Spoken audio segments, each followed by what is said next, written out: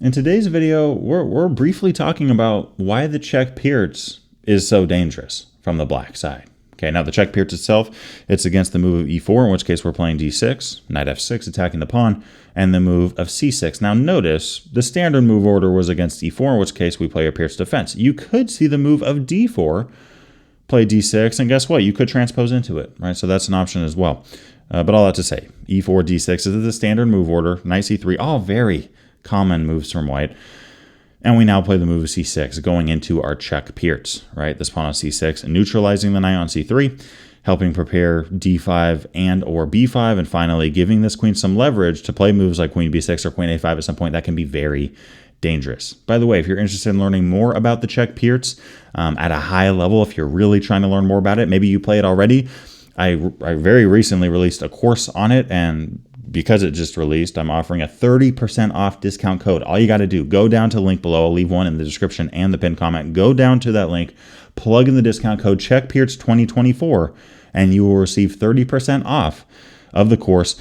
Only good. This discount code is only good until the end of the month. So yeah, go check it out. I hope that you guys enjoy it. Over 6 hours in content, 20 PGNs. And yeah, I mean, the Czech Pirc is a dangerous option. Now let's talk about why. All right, first off, it's rare. Okay, this move c6, this is a rare move. Even the Pirc defense, you don't see it all the time. Okay, I played e4 growing up. Right, I played e4 a ton growing up. I barely ever saw d6 with the Pirc defense. Okay, and I played, in over 100 tournaments, over the board tournaments, and d6 just rarely ever came up. Right, I'd usually see a Carl Kahn, maybe I'd see e5, maybe I'd see a French, maybe I'd see a Sicilian, every once in a while in Alekhines. But I mean, the Pirc, just like the Alekhines defense, or the Aliakins, however you pronounce it, was very rare. Right, so all that to say, the Pirc defense very rare. And on top of that, now we're playing c6, so we're not even going with the main type of Pirc. Right, we're not going with this move of g6 going into the main line. Right, we're playing c6. So some have called this a sideline of a sideline. And the results show white often doesn't know. The stats show white often doesn't know how to respond to this. They don't know what to do with it. Right, and that's the advantage of playing something rare. Right, and that's what I encourage you guys with. Whether it's the Czech Pirc or if it's something else, that's fine. But I encourage you to really think about, okay, in terms of my chess opening theory, in terms of how I approach which chess opening I pick, am I going to go for a mainline type of opening, or am I going to go for a more rare line that's also strong? Now, just to share my story and how I kind of came to this conclusion for myself, I played chess very intensely again from the ages of around 7 to 14, over 100 tournaments, flew around the country of the U.S., and just played a lot. And, I hit a peak rating of 2163. And then I started playing basketball. My rating started to dip down. At 14 years old, I was 6'11", so or pretty close to that, people coming up to me, they don't usually go, hey, do you play chess? They go, do you play basketball? So, I don't think I ever got, do you play chess question in a Costco or anything like that. But I'll tell you, I got a lot of basketballs. So, all that to say, right? Started playing basketball, played it very intensely, stopped playing in tournament chess overall. And, once I did return to it, my rating had, dropped from 2163 to 2064, I think. And then my goal is, okay, and I have it documented on this channel. I reached the National Master title by playing nothing but the hippopotamus defense. I honestly wasn't sure if I could hit it, but I thought, let's give it a shot. Let's see what we can do. And by God's grace, I was able to hit the National Master title by playing nothing but the hippo. But here's my reasoning. Before I came back, when I was growing up, I played the Scandinavian defense, modern variation, which honestly is pretty rare. I then went on to the Carl Kahn, very common. I then went to the Sicilian Najdorf, common, right? And these are all strong. And if you play these openings, there's nothing wrong with that. I have plenty of students, for example, that play the Carl Kahn defense, and I don't tell them not to. The Carl Kahn defense is very strong, but a potential disadvantage of that is that your opponent knows exactly what to do. They've probably spent a lot of time studying for it, so that the chances of you getting a substantial advantage out of the opening, it does depend on your level. But assuming you're intermediate advanced, even beginner sometimes, players know what to do in the opening, quite a bit of the time actually. It's going to be tough for you to have an advantage coming out of the opening, right? And by the way, when I say advantage, I'm not just talking about the engine evaluation. I'm talking about comfortability. I'm talking about prep. I'm talking about the psychological component, all of that, right? And when I came back, I thought, you know what? There's all these kids. By the way, if you're an adult and you've been playing kids in over the board tournaments, you know these kids are dangerous. Okay, in most things, an adult would think playing a kid's easy. Not in chess. Okay, not in chess. If you know, you know. Okay, but there's all these kids. They had way more Reese's than I even had. 15, 20 years ago, and they're studying opening theory like crazy. I went, you know what? I don't want to play a mainline opening anymore. I want to play something more rare. And that's why I played the Hippopotamus Defense. And the reason I did that, sure, it's not, the top 10 players in the world, I'm playing it against each other. But who cares? I'm not prepping for Magnus Carlsen. I'm not prepping to play against Hikaru. I'm not prepping for Anish Giri.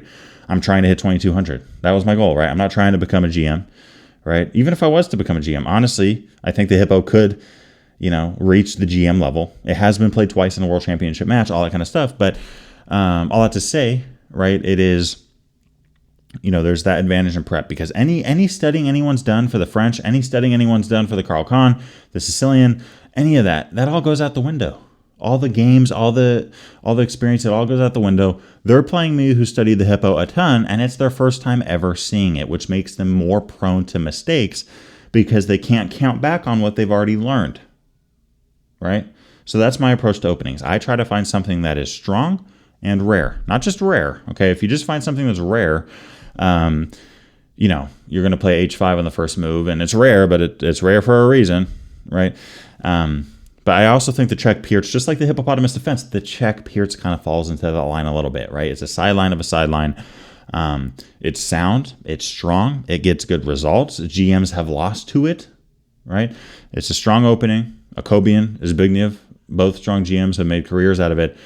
But it's not very common. Because of that, your opponent will oftentimes not know what the heck to do. For example, Bishop G5. This is a fairly common move on lead chess. This is the third most common move from white.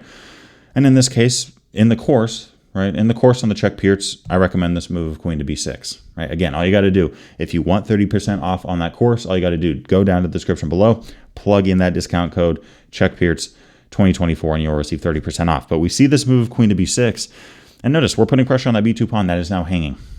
Okay.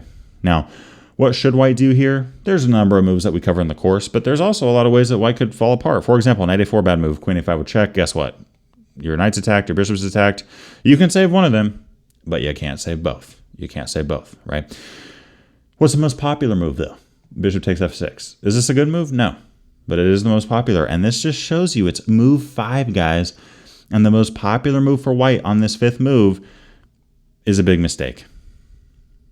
Right? If you play the Carol Kahn, if you play the Sicilian, if you play any of those kind of, you're probably not going to see your opponent make a mistake like this on move 5. But if you play the Czech Pirc, you might see it all the time. Now, in this case, enter bishop takes f6, we capture on b2.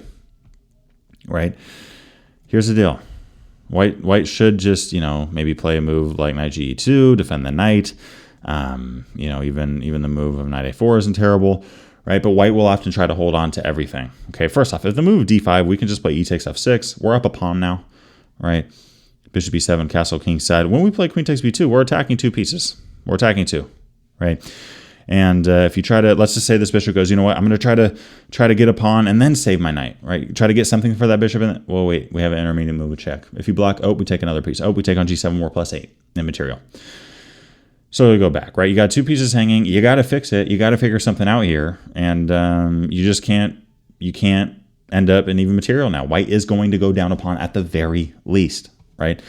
I mean, if a move like knight a4, we don't want to run into playing queen b4 because then c3, guess what? Our queen's attacked and the knight's defended and that bishop's going to have time to run. But we can't play the move queen a3. The knight's under fire. The bishop's under fire, right? And if the bishop moves, guess what? We take the knight. We're +1 in material. Let's say this, let's say we see something here like bishop takes on g7 and then c3. Well, white is at even material now, but b5 and the knight's trapped. That's it. The knight's going to fall, right? So the Czech Pirc, right, with this move of c6, there are some trappy lines, very trappy lines for black there. It's not necessarily a trappy opening, though, right? It has a lot of strong ideas. For example, against the move knight f3, I like playing this move of bishop g4 and going into a preferred French defense. That's the goal there. Against the move f4 with an Austrian 3-pawn attack, whatever you call it, we have queen a5, pinning that knight, threatening knight takes e4, looking towards e5. There's a lot of rich ideas in the Czech Pirc, sometimes transposing into a lion type of setup. or a Philidor type setup at some point. But there's a lot of flexibility here. But again, your opponents, right? You study, right? You get the course, you study the course, you memorize the lines, you play this all the time. You talk to your chess coach about your games. You learn the Czech Pirc so that you really have the opening mastered. You're going to be playing against someone that hasn't seen it in 10 years, seen it in 2 years, right? Maybe never seen it at all. It's very rare. It's very strong. Again, the Czech Pirc isn't your only option. There's other stuff out there. The Hippopotamus Defense, a big fan of it. I made a over 6-hour course on that as well. I'll leave a link to that down below. But again, discount code wise, Czech Pirc this month, 30% off if you plug in the discount code of Czech Pirc 2024. There's just a couple openings that come to mind. I mean, I think the Nimsdorf's Defense Kennedy variation come to mind. There's a lot of different stuff. But again, what I encourage you with is think about, okay, is there a rare opening that is also strong? So many benefits that come with it. Let me know what you think. What do you think about the whole approach of trying to play a rare opening that is also strong instead of playing a popular opening that is strong? Let me know your honest thoughts down below. Let me know what openings you play, and hope you enjoyed the video.